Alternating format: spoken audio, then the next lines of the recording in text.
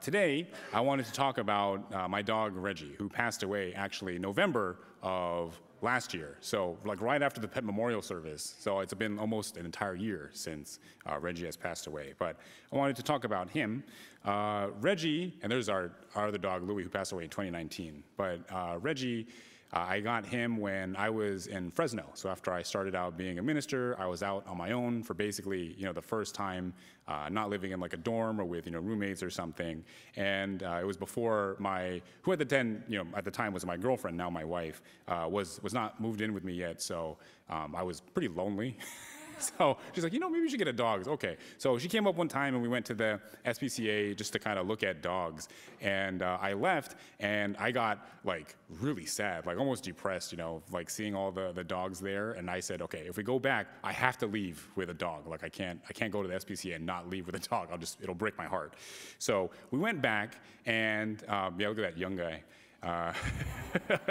We're going to all the different dogs, and so I'm looking at them, and when you go up, there's kind of this like chain link fence door thing there, right? So you can see them and they can see you. The dogs will usually run up to the fence, but out of all the dogs, there was one dog that didn't run up. It just kind of sat there, and I said, I want that one.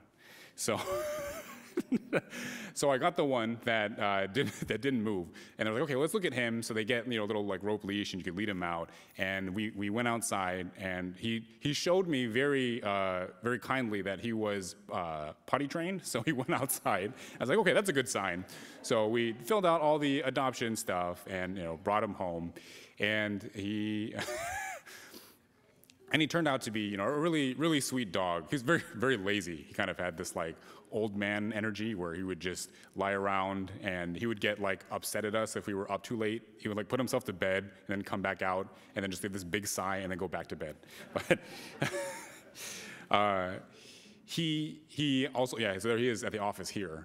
So he was able to come with us to Sacramento, and let's see, he was a little bit overweight when we got him, I guess. Like, he looked sort of like a sausage.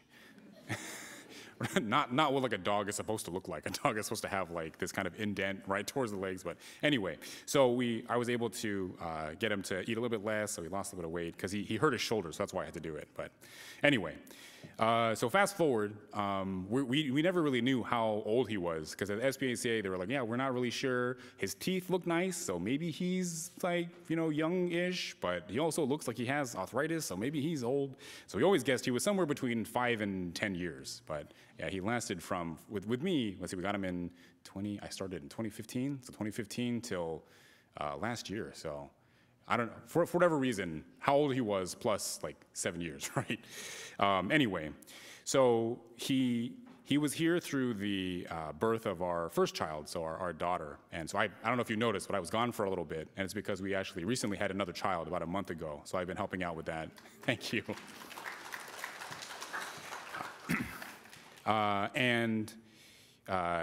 Our daughter had really bad cradle cap, which is this sort of like buildup where it's very itchy. She didn't like it, and we had to put these like mittens on her so that she would not scratch and like kind of cut herself to the point of like bleeding. Unfortunately, when, as new parents and a lot of stuff, we ended up leaving like a lot of stuff like all around the house, and Reggie would get into it. He would eat stuff, and not just like food, but like cardboard he had an affinity for. And one of the days, we couldn't find one of these like mittens that our daughter had, and it was like, oh, I kind of have an idea of where it is.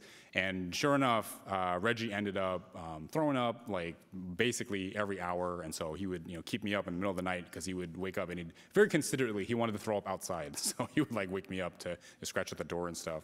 And I would be really mad, kind of mumbling to myself like, why you gotta be eating everything, and don't we feed you enough? We had to make you lose weight, and now you gotta go outside. And it got to a point where we took him to a vet, and luckily he was able to pass it, so he didn't have to go through any surgery or anything. But the vet was kind of like, wow, I would not have expected a dog this small. So he was like this long, kind of this wide. He was like, what, 20? He should have been about 20 pounds, but we got him, he was like 30.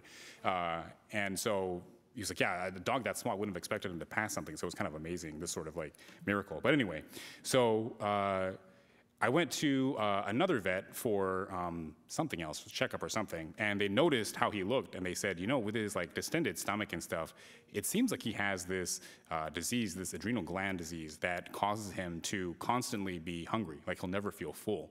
So then they did some tests, we got him on medication, and I started feeling really bad because I was getting mad at him for eating everything, but he had this disease where he was always hungry, and so anything he could get into, he would try to eat it to hopefully get himself to be full. And then, so treating that, we found out also that he had something wrong with his eyes. So I don't know if you saw in the pictures, but he has kind of these like bug eyes.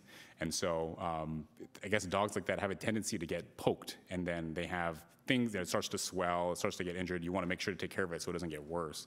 But his got so bad that they actually decided to take the eye out, and that would make him feel better. So he was like, yeah, he's really lethargic, he just sits around all day, and it's because he's in pain just all day. So taking that out, he actually was a much happier dog. But unfortunately, going through all of that and the surgery, I had taken him off of his meds for the other stuff, for the adrenal gland things, and he started getting into stuff again. And so he got another blockage. So I brought him to the vet, and they said, okay, this time we're gonna have to do surgery. So I was like, okay, that's fine. He's done this before, he'll be fine. But that night, we got a call from the vet, and they said, unfortunately, something has ruptured, and so he's gone septic. And really, the chances of him making it through the surgery are not very good. So we had to make the very difficult decision of, putting him down so that he wouldn't have to have this kind of terrible recovery, if he wasn't even able to wake up from surgery. So we had to say goodbye to him that night, over the phone. It wasn't how we would have obviously liked to do it, but he was very, very nice to us, always showing us this kind of, compassion, where he didn't really love being too close to people, because if he was sleeping and you bumped him, he would get really upset. But at the same time, he also liked to be near other people, because I think we were warm or something. But he was a very friendly dog, very happy, really couldn't complain about anything. He didn't, other than getting into stuff, which of course was a symptom of his disease. But looking back on his life, and especially this last part, it really taught me to understand that when you look at someone, when you see someone, you see a pet, when you see any kind of living being, you have no idea what's going on inside them, inside their mind, inside their body.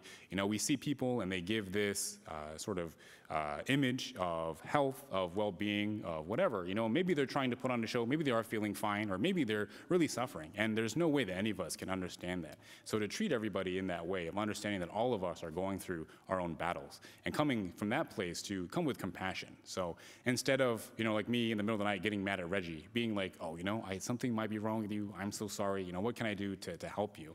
And so in having that kind of mentality, not only will you be able to be compassionate to that other person, but it also allows you to be happier yourself, right? If you're angry, if you're mad, then when you hang on to those feelings, it makes you unhappy. But if you can feel yourself trying to be compassionate, then you can let go of all that, and it really makes your life that much better. So this lesson that I learned from Reggie, and I'm sure all of us have learned plenty of lessons from the pets that we've had, but to stop looking so much at ourselves and our selfishness. Our pets really allow us to open up our hearts, right? We have to be that way, because they're so kind, they're so loving, they're so full of just this unconditional compassion that reflecting upon us, what else can we do but to act in the same way? So it's without any doubt in my mind that all of our pets are these bodhisattvas, this representation of Amida Buddha, of wisdom and compassion, teaching us, reaching out to us, showing us how we can be happier, how we can be more loving, how we can live these better lives. And if we're able to see it, listen it, and of course live it, then it'll make not just our lives, not just our pets' lives, not just our family lives, but everyone's lives collectively that much better. If you please join me in closing Gassho. Namo Amida Butsu. Namo Amida Butsu. Namo Amida Butsu. Namo Amida Butsu.